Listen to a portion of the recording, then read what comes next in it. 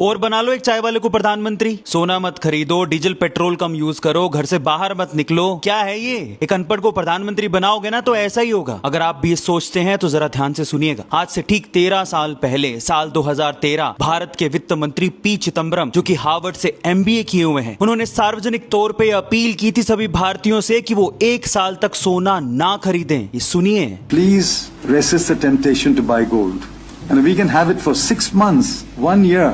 Almost minimal gold imports into the country, it will dramatically change the situation of the current account deficit. और तब साल 2013 में भारत के प्रधानमंत्री कौन थे पता है? डॉक्टर मनमोहन सिंह, जो कि कैम्ब्रिज और ऑक्सफोर्ड से PhD थे, जो कि RBI के पूर्व गवर्नर भी रह चुके थे। इतनी पढ़ी लिखी आर्थिक टीम ने भी ये कड़ा फैसला लिया था कि भारतीयों को 1 साल तक सोना नहीं खरीदना है। और पता है उस समय कोई युद्ध की स्थिति नहीं थी, कोई वैश्विक संकट नहीं था, सिर्फ भारत को अपनी बैलेंस शीट को सुधारना था। तो उन्होंने क्या किया? गोल्ड पे टैक्स लगा दिया और आयात को आधा कर दिया, जिससे जो करंट अकाउंट डेफिसिट था ना, वो 4.8 से घट के 1.7 पर आ गया था। उनका ये नुस्खा काम कर गया था। और 13 साल बाद जब भारत पश्चिम एशिया संकट में घिरा है और तब प्रधानमंत्री नरेंद्र मोदी वही अपील दोबारा करते हैं, तो सब उन्हें चाय वाला कह के हाय तौबा मचा रहे हैं। अब पता है चक्कर क्या है? हम भारतीय डेटा के पीछे नहीं, शोर के पीछे भागते हैं। लोग आपको कह रहे होंगे कि US डॉलर में पैसे लगाओ या US मार्केट में पैसे लगाओ, मत फंसना। AI का बबल जिस दिन फटा, डॉलर धड़ाम से नीचे गिरेगा। ये सिर्फ फोमो है और कुछ भी नहीं है। पता है ये वही लोग हैं जिन्होंने 4 लाख पे चांदी खरीदी थी, लेकिन जब वो चांदी 1 लाख पे लुढ़क के आ गई तो उन्होंने मुड़ के नहीं देखा। सिर्फ आलोचना के लिए US मार्केट में पैसा लगा रहे हैं, लेकिन ये बाद में रोएंगे। तो सिर्फ चाय वाला कह के उनकी बातों को नजरअंदाज मत करो। वो जो अपील कर रहे हैं उसका फायदा भारत की इकोनॉमी को और आपको आगे चल के दिख जाएगा। और आखिरी अपील करूंगा, YouTube पे अगर आप इस वीडियो को देख रहे हैं तो सब्सक्राइब कर लो हमारे चैनल को, और Instagram पे देख रहे हैं तो प्लीज फॉलो तो कर लो, क्योंकि ऐसी जानकारी आपको कोई और नहीं देगा। क्या बंगाल का शापित ट्रेंड TMC को खत्म कर देगा? क्योंकि आजादी के बाद से तो बंगाल में ऐसा ही होता है, पर वो शापित ट्रेंड है क्या, इस वीडियो में मैं आपको बताता हूँ। देखो, बंगाल की राजनीति में एक अजीब सा शापित ट्रेंड है कि एक बार जनता ने किसी पार्टी को ठुकरा दिया, यानी कि एक बार किसी पार्टी की सत्ता से विदाई हो गई,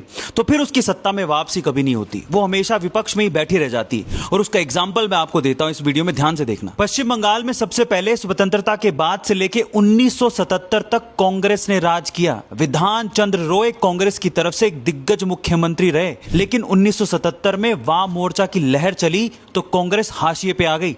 तब से लेके 50 साल हो गए कांग्रेस पश्चिम बंगाल में सत्ता में वापसी का इंतजार ही कर रही है। वाम मोर्चा ने बंगाल में 1977 से लेके 2011 तक पूरे 34 साल तक राज किया था। ज्योति बसु और बुद्धदेव भट्टाचार्य जैसे नेता वाम मोर्चा की तरफ से उस युग के प्रतीक बने, लेकिन फिर आई ममता बनर्जी।